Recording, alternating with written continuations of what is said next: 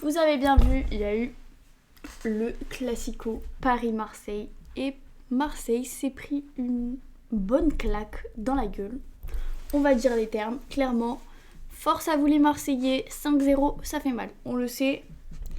Et il n'y a jamais eu un aussi gros score, un aussi gros écart sur un Classico. Donc bon, c'est ok.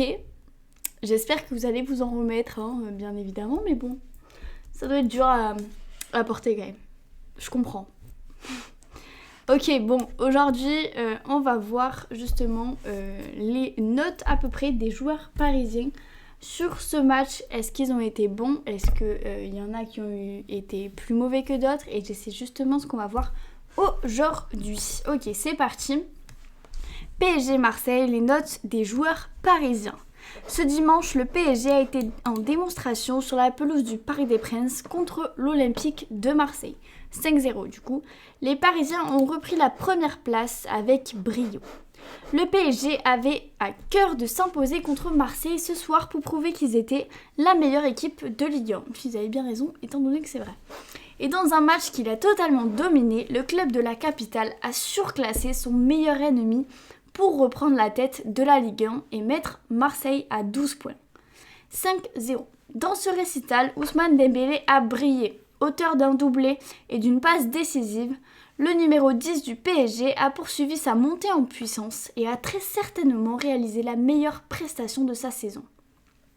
Autre homme fort de ce très large succès, Désiré Doué, virevoltant sur son côté, il a mis en difficulté la défense marseillaise. Il aurait pu ponctuer sa très belle prestation par un but, mais il a vu ses tentatives repoussées. Que dire également du match de Nuno Mendes? Performant défensivement, il a très souvent pris le dessus sur Timothy Weah et a apporté le surnombre quasiment tout le match avec ses montées dévastatrices sur le côté gauche.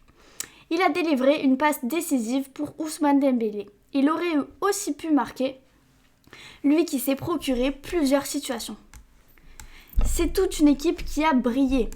En défense, William Pacho a encore une fois livré une prestation de patron. Le numéro 51 du PSG a écœuré les attaquants marseillais qui n'ont jamais réussi à passer l'international équatorien depuis le début de la saison. William Pacho montre match après match qu'il est le patron de la défense des Rouges et Bleus. De retour dans le couloir droit de la défense du PSG, Warren Zaïre-Emery a été dans la lignée de ses performances depuis le début de la saison. Le Titi du PSG n'a pas du tout été inquiété par son adversaire direct et a également apporté offensivement. Il a définitivement retrouvé son meilleur niveau.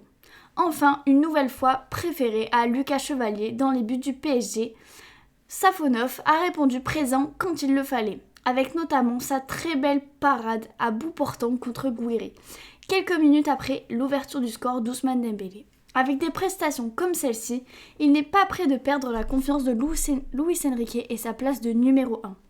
Moi, je suis d'accord sur le fait que pour moi, Safonov, il est bien meilleur que Chevalier.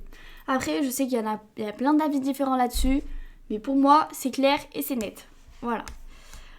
Alors, les notes des joueurs du Paris Saint-Germain. Safonov, 6. Zaïre-Emery, 6,5. Marquis, 6. Pacho, 7. Mendes, 8. Neves et Vitinha, 7. Mayoulou, 5,5.